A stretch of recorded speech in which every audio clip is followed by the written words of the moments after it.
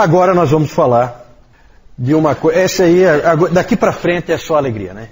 Começando com esses 3 nomes aí, guardem esses nomes, porque agora Deus começa a fazer o trabalho da reforma. Esses 3 aí são a estrela da manhã da reforma. Assim, eles são conhecidos assim, né? Por que estrela da manhã? Porque a estrela da manhã é aquela que aparece no céu, na verdade o planeta Vênus, né? Aparece no céu antes do Sol nascer, né?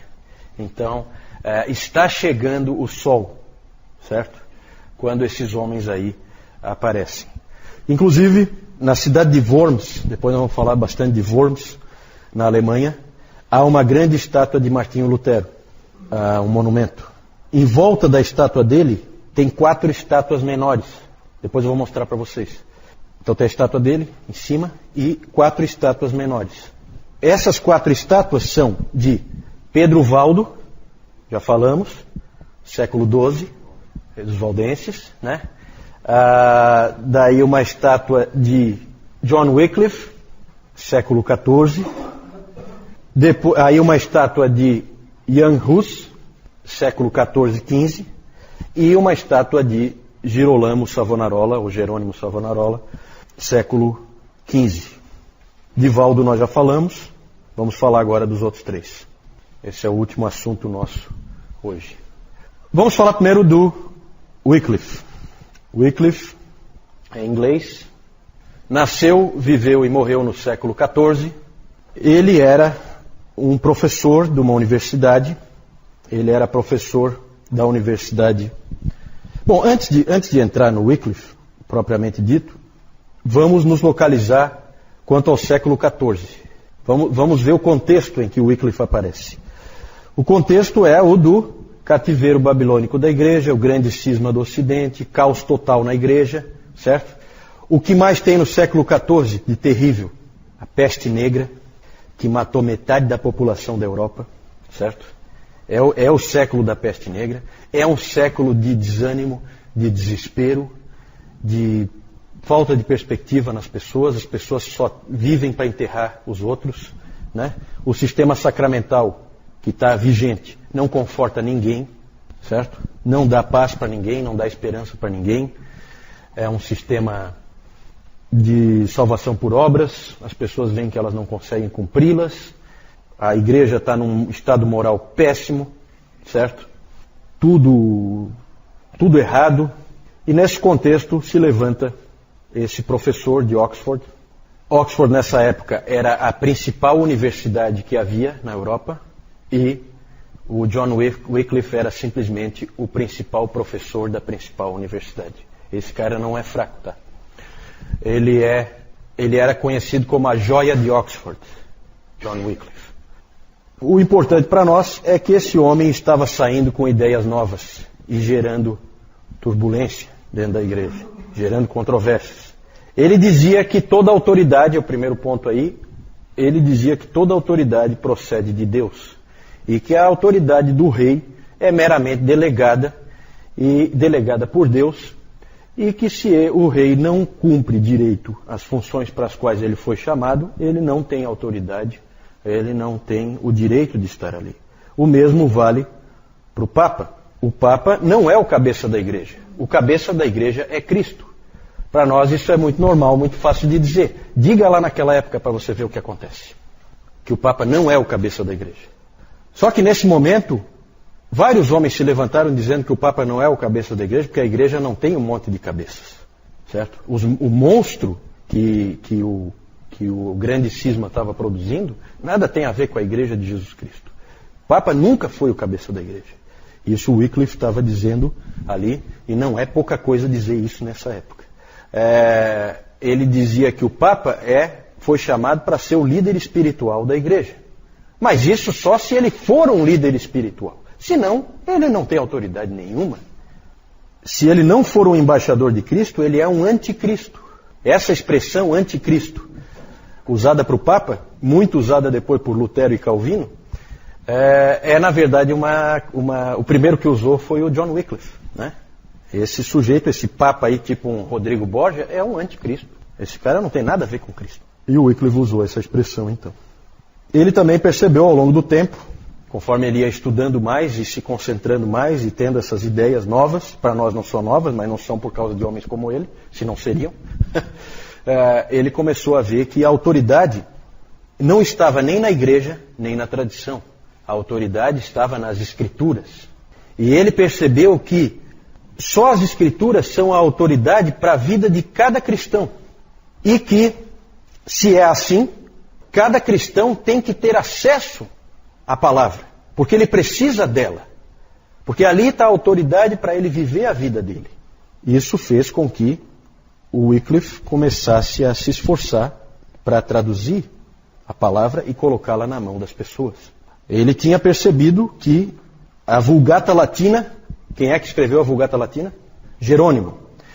A Vulgata Latina tinha aprisionado a palavra de Deus. A palavra de Deus estava presa dentro da Vulgata.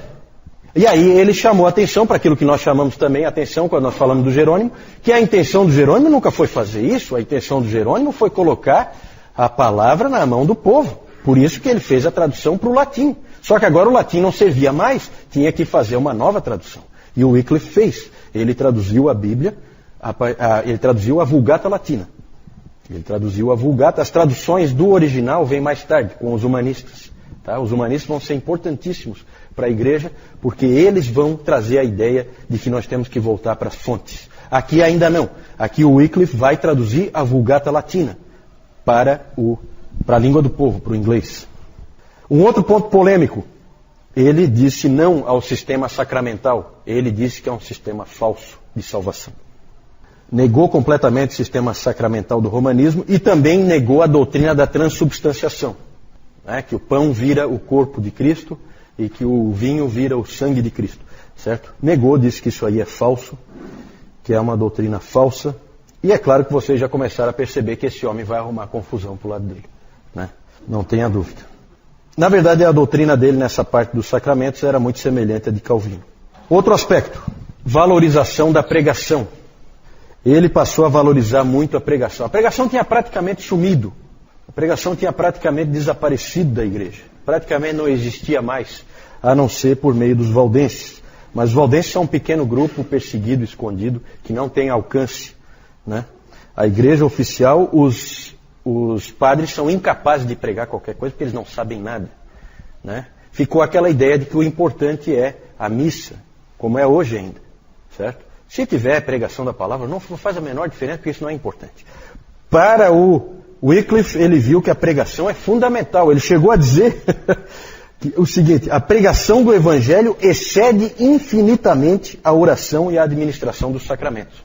Claro que aí ele exagerou um pouquinho, né? Mas ele chegou a dizer isso. Houve um exagero, mas impressiona o resgate que ele está fazendo da pregação. É claro que isso aí depois vai ser fundamental para a reforma. Os puritanos vão beber aí direto, né? E a igreja hoje, ainda as igrejas que são fiéis à sua tradição, ainda mantém essa valorização da pregação. Uma das coisas marcantes é que nós estávamos de novo diante de um agostiniano que cria nas doutrinas da graça, certo? Coisa rara. Cria na eleição, cria na graça. Ele tinha sido muito influenciado por um outro homem, que é pouco conhecido, que é esse aí, o Thomas Bradwardine. Esse homem, eu vejo assim, ele só é pouco conhecido porque quando ele assumiu como arcebispo da Cantuária, ele só ficou 40 dias no cargo porque ele foi ceifado pela peste negra, certo? Ele acabou morrendo da peste negra, mas ele escreveu livros influentes de matemática e de física. Ele era um professor, influenciou muito o Wycliffe. Ele escreveu livros de matemática, livros de física, e escreveu um livro sobre a graça, cujo título era Sobre a Causa de Deus contra os Pelagianos. E é um livro em que há ali um agostiniano típico, trazendo a doutrina da graça de volta. Era a primeira vez que alguém fazia algo a respeito, desde o Gottschalk. Nós falamos do Gottschalk no domingo passado. No século IX, o Gottschalk foi espancado e depois foi jogado na prisão e tal, porque ele defendeu a doutrina da graça, a doutrina da eleição, conforme Agostinho tinha defendido. E então, desde o século IX, não tinha mais ninguém aparecido. E o Bradwardine trouxe isso de volta. Quando o Bradwardine morreu, o Wycliffe tinha 19 anos. Um livro importante do John Wycliffe é Pequena Regra da Vida, o título do livro. Lá naquele livro você pode ler coisas do tipo assim, ó, no fim do dia, pense em como você ofendeu a Deus. E pense em quão graciosamente Deus te salvou, não para te deixar abandonado à própria sorte, mas para viver sob a sua misericórdia e bondade. Isso é graça. Para nós, um texto desse é normal. Para eles, é novidade. Para eles, é esperança. Isso aí. Né? Num mundo que não traz esperança nenhuma.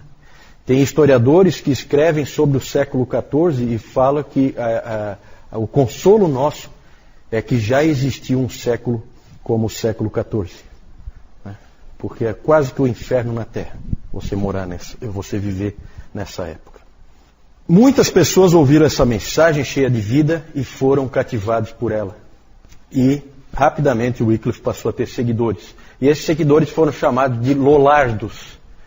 Boa parte desses Lollardos tornaram-se pregadores.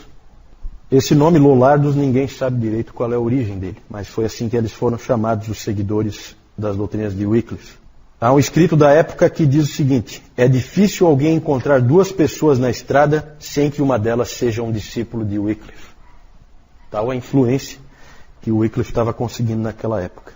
E é claro que ele podia ser chamado pelas pessoas de joia de Oxford, mas para o Papa, o título que ele recebia do Papa era o mestre de todos os erros.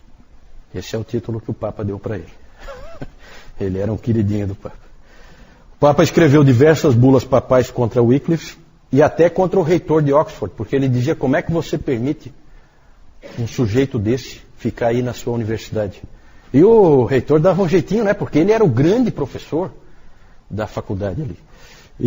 Mas no fim não teve jeito, ele acabou muito pressionado e o próprio Wycliffe sentiu a pressão e se refugiou na sua paróquia no interior lá da Inglaterra. Lá ele escreveu, fez a tradução dele. Então é aquela coisa, você manda o cara embora, não adianta, um sujeito desse você não tem como segurar. Ele é um homem a serviço de Deus. Ele vai fazer alguma coisa em prol da igreja do Senhor verdadeira, do remanescente. Ele vai fazer alguma coisa em prol do remanescente. A igreja convocou um concílio em 1382 para condenar os ensinos de Wycliffe.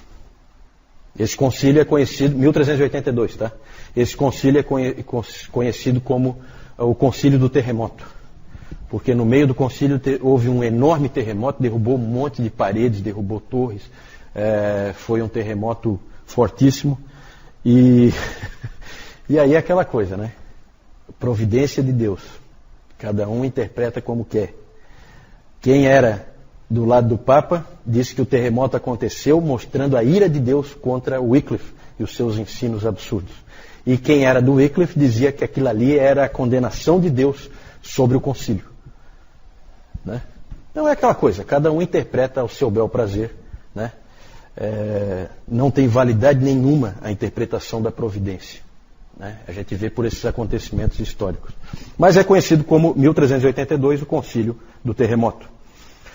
O interessante disso tudo é que Wycliffe, da mesma forma que Lutero, são personagens da história da igreja que impressionam por terem morrido de morte natural. Né? Lutero e Wycliffe sempre chamam a atenção por ter morrido de morte natural, o que era improvável, dadas as características do que eles faziam. Mas é que havia muita turbulência acontecendo com o papado, e aí a atenção não deu para focar. Né? Havia muita turbulência lá com aquela coisa da divisão, 3 papas, 2 papas, 3 papas. E aí então ele acabou morrendo de morte natural em 1384. Mas a igreja fez de tudo para acabar com a influência dele. Olha só, em 1428, isso dá o quê? 40 e poucos anos depois, os ossos dele, por ordem da igreja, os ossos dele foram desenterrados, foram queimados, os ossos, e as cinzas foram jogadas num ribeirão.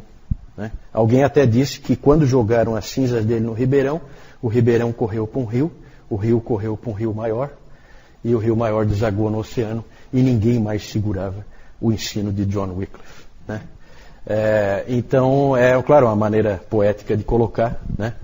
Mas o que adianta, né, você fazer uma coisa ridícula como essa aí, A intenção era dar uma demonstração de força e mostrar que não é um herege, não tivemos a oportunidade de queimar em vida, vamos queimar depois de morto. Muito ridículo, realmente, ridículo. O Concílio de Constança, em 1415, condenou os ensinos de Wycliffe e aproveitou a oportunidade para pegar um discípulo, um seguidor, vamos dizer assim, não um discípulo, mas um seguidor de John Wycliffe, e aproveitou para queimar ele como uma demonstração de força em pleno concílio. O nome dele, Jan Hus.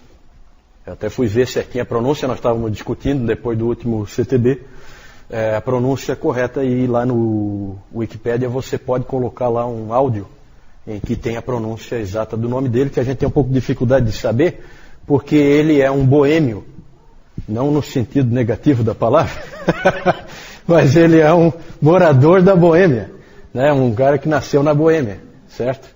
E aí, então, é outra língua que a gente não conhece, não sabe como pronuncia, mas a pronúncia é Jan Hus. Na verdade, Jan é um apelido para Johannes, é João, Por isso que às vezes em inglês é colocado como John Hus e em português às vezes João Hus. Esse sujeito, ele era natural da Boêmia, a atual República Tcheca. Ele só tinha 12 anos quando Wycliffe morreu. Mais estudantes que foram estudar em Oxford. Oxford, como eu disse, era a principal universidade da Europa. E muitos caras feras iam para lá, estudar lá. E eles trouxeram as ideias, as doutrinas e livros. Os livros sempre são perigosos, E trouxeram livros para a Boêmia. E o Hus começou a ler esses livros e foi grandemente influenciado pelo ensino de John Wycliffe. Hus estudou na Universidade de Praga, depois se tornou professor da Universidade de Praga, e depois ele se tornou reitor da Universidade de Praga. E também ele era pastor de uma igreja em Praga, a chamada Capela de Belém. Essa igreja tinha sido construída por dois indivíduos ricos que queriam que a palavra fosse pregada na língua do povo. Então eles financiaram a construção dessa capela para que pudesse haver pregação na língua do povo. E ali não havia ninguém melhor do que esse grande pregador que foi o Jan Hus. Ali podia se juntar de 1.000 a 2.000 pessoas para ouvir as grandes pregações do Hus. Nas grandes doutrinas, Hus seguia o entendimento do John Wycliffe. Lá em Constança, ele disse que de fato ele cria da mesma maneira que o Wycliffe, mas não porque eram doutrinas de Wycliffe, mas porque eram doutrinas de Jesus Cristo. Foi isso que ele disse, certo? Coincide com Wycliffe, porque ele crê em doutrinas de Cristo e eu também, no ensino de Jesus Cristo. Em Praga ele dizia nas pregações dele que não importava se havia 2 ou 3 papas, Cristo é o cabeça da igreja e ele cuida da sua igreja, certo? Pode ter quantos papas forem, não faz a menor diferença. Pregou a salvação pela graça, pregou a autoridade da Bíblia, só da Bíblia, única autoridade. E esse também era o tempo das indulgências. Vocês aí, quando lerem o texto que nós entregamos, vão ver a ideia das indulgências ali aparecendo, em todas as igrejas de Praga vocês sabem que é uma grande cidade, ainda hoje é uma grande cidade, em todas as igrejas de Praga as indulgências eram comercializadas, menos na igreja de Jan Hus. Lá não entrava, de jeito nenhum. Ele pregava assim, deixe quem quiser proclamar o contrário. Deixem o Papa, ou um bispo, ou um padre dizer, eu perdoo teus pecados, eu te absolvo das tuas penalidades, eu te liberto do sofrimento do inferno. Tudo isso é inútil, não te traz benefício algum. Só Deus, eu repito, só Deus pode perdoar pecados por meio de Cristo. Ele perdoa aqueles que verdadeiramente se arrependem. Grande pregação, gente, vocês já perceberam, grande pregação estava ocorrendo ali, naquela igreja. E, claro, grandes problemas também adviriam dela. Pode ter certeza. Aí, vamos falar então dos problemas. Hus foi excomungado, normal, E Praga, a cidade de Praga, foi colocada sob o interdito. O Rus, para diminuir o sofrimento e a pressão sobre as pessoas, ele então resolveu sair de Praga para evitar essa pressão do interdito. Então ele saiu da cidade, mas continua pregando no meio rural. Né? Ninguém segura um sujeito desse. Né? Ele então foi convocado para se apresentar diante do grande concílio de Constança. O concílio que nós já falamos. O concílio que inclusive resolveu o problema dos 3 papas. Foi o concílio que obrigou eles todos a renunciarem. Portanto, dá para perceber que é um concílio importante e de grande autoridade. E ele foi convocado a comparecer lá. O Rus queria ir, mas os seus amigos e seguidores não queriam deixar ele ir de jeito nenhum, porque sabiam o que ia acontecer. Mas o Rus, ele achava que se ele pudesse pregar para aqueles irmãos que estavam lá, e eles ouvissem o verdadeiro evangelho, então eles poderiam entender, e a igreja poderia vir para o caminho certo. Né? É claro que isso aí é uma ilusão, é um sonho. Né? Eles nem sequer permitiram que ele pregasse.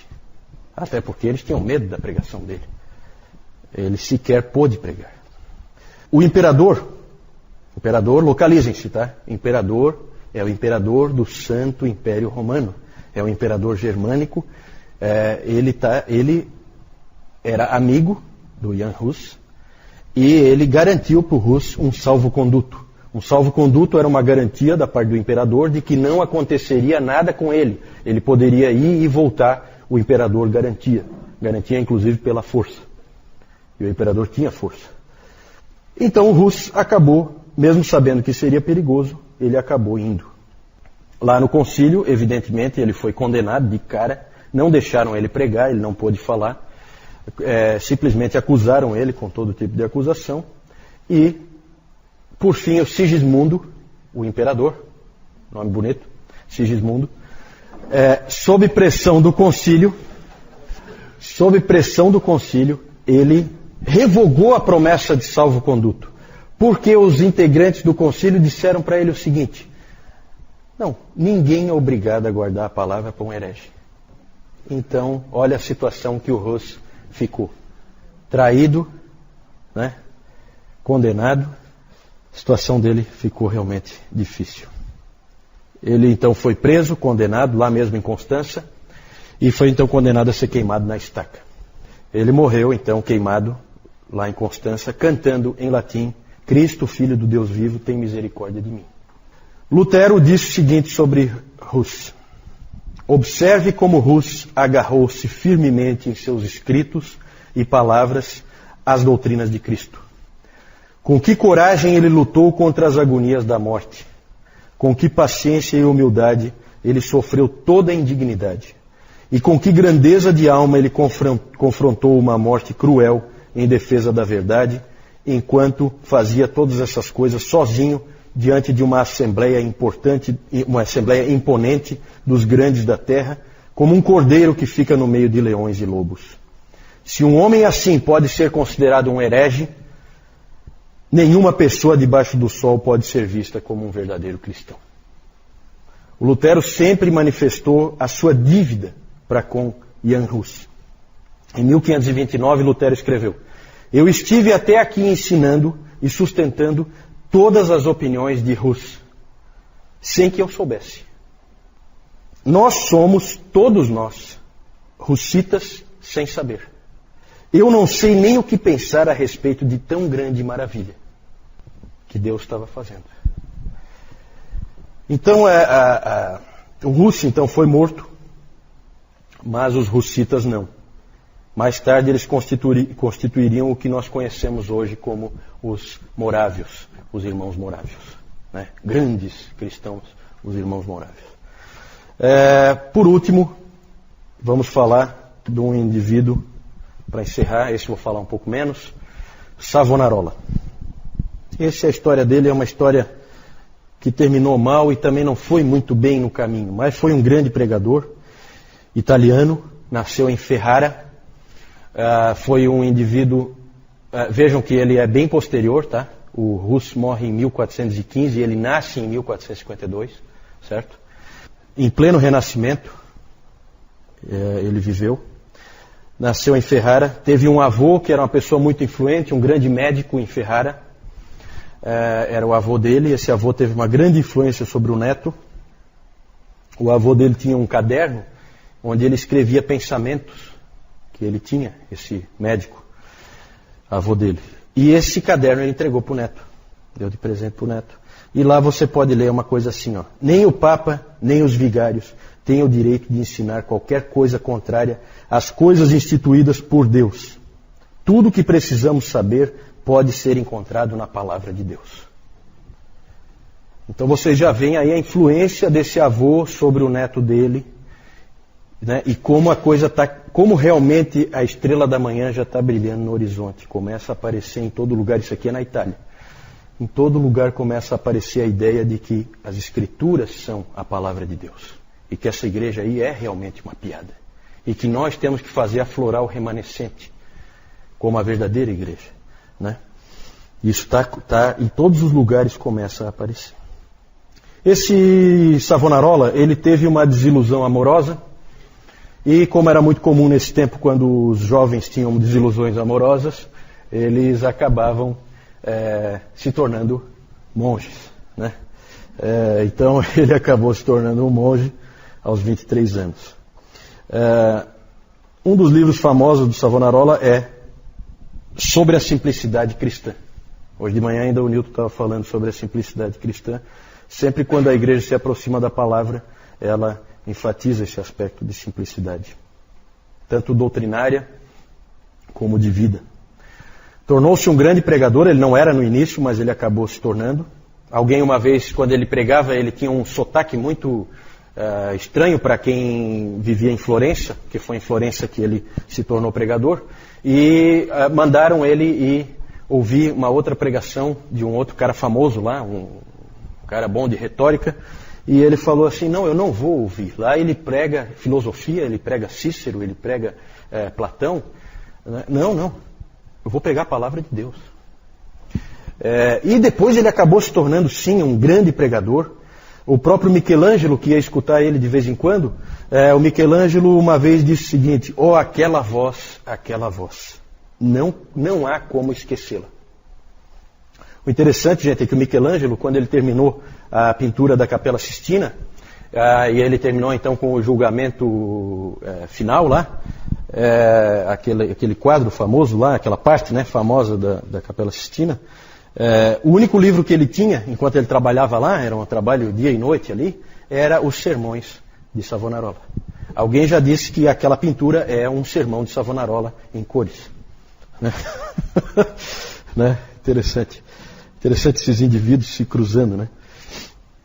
A cidade de Florença acabou se tornando uma cidade cristã, porque o Savonarola, aí eu não vou entrar em detalhes, tá? Não temos tempo para isso, mas houve uma briga forte dos Médici, Lorenzo Médici e os outros Médici, com o Savonarola pelo controle da cidade. E o Savonarola acabou se tornando o líder da cidade de Florença. Então, em 1494, a cidade de Florença se tornou praticamente uma teocracia, com o Savonarola à frente. Isso foi um grande erro, tá?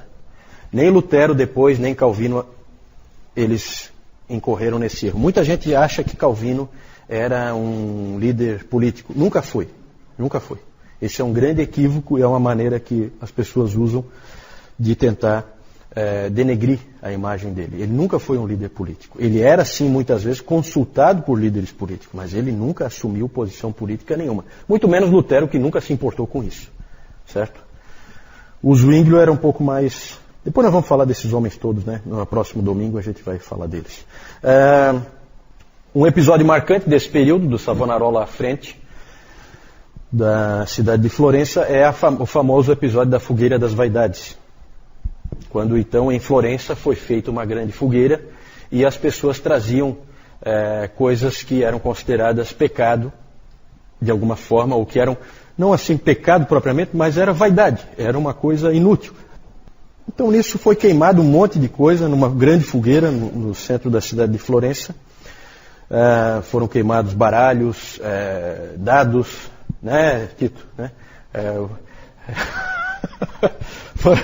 Foram queimados, né, Caio? Foram queimados essas coisas. Quem gosta de arte odeia o Savonarola, né? Porque foram queimadas obras de Botticelli ali naquela fogueira, né? Detalhe é que foram queimadas pelo Botticelli. Ele levou e jogou a obra lá, né? Então aí, pelo menos aí, né? O Botticelli sabia o que estava fazendo, né? Mas com certeza os amantes da arte não gostam do Savonarola nem um pouco.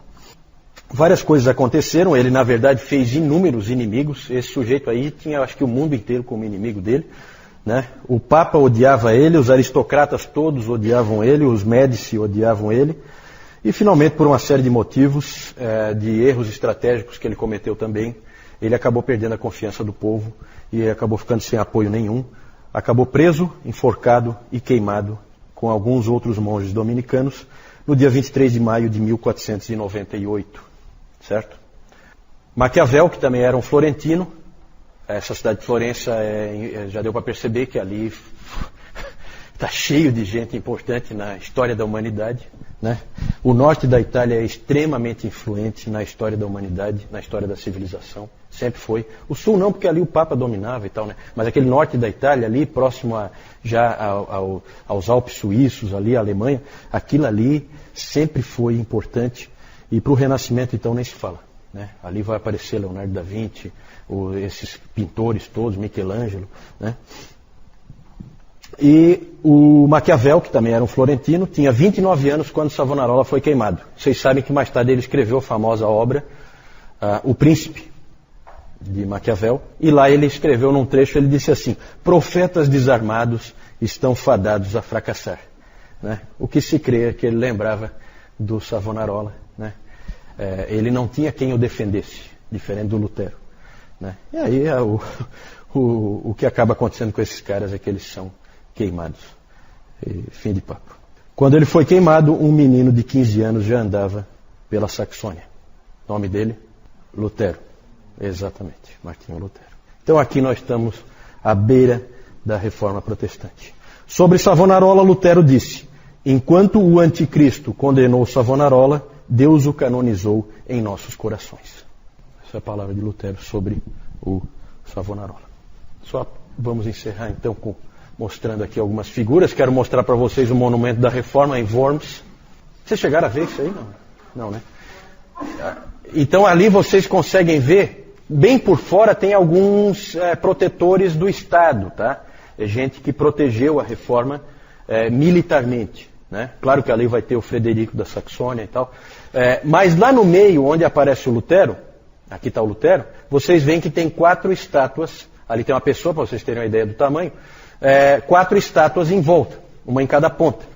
Quem são? Pedro Valdo, John Wycliffe, Jan Hus e Girolamo Savonarola. Exatamente. Sempre aquela ideia de que não é uma coisa isolada a Reforma. Não foi Lutero que fez sozinho, né? Aí o Wycliffe, vocês veem ali uma figura dele, ele aqui ó, estudando, né, fazendo a tradução da Bíblia. Aqui ele com os Lollardos, os pregadores Lollardos. Na verdade não tem nós não sabemos se ele enviou pregadores, esse quadro aqui é um pouco fantasioso. E aqui o episódio, não dá para ver muito bem, né, mas é o episódio do desenterramento, né, não sei como é que se diz, como é que se fala? Desenterrar, exumação, né? Desenterraram os ossos dele, jogaram na fogueira e depois jogaram no ribeirão, certo? Então, realmente é uma coisa ridícula. Aqui os Lollardos sendo queimados, não cheguei a falar, mas muitos Lollardos foram queimados, certo? Pela igreja. O Jan Hus, aqui toda a preparação para o Hus ser queimado em Constança, certo? Aí o Savonarola, existe uma estátua dele, né? Pregando. Ele viveu exatamente naquele período do Rodrigo Borgia. Então aquelas barbaridades que estavam acontecendo lá, ele denunciava de púlpito aqueles absurdos que o Papa Alexandre VI estava fazendo, né? Aqui o púlpito dele, as pessoas então que vinham ouvi-lo, né? Ali a praça central de Florença, onde ele foi morto. E aqui uma figura dele, né? Eu acho que a desilusão amorosa dele tinha razão de ser, né?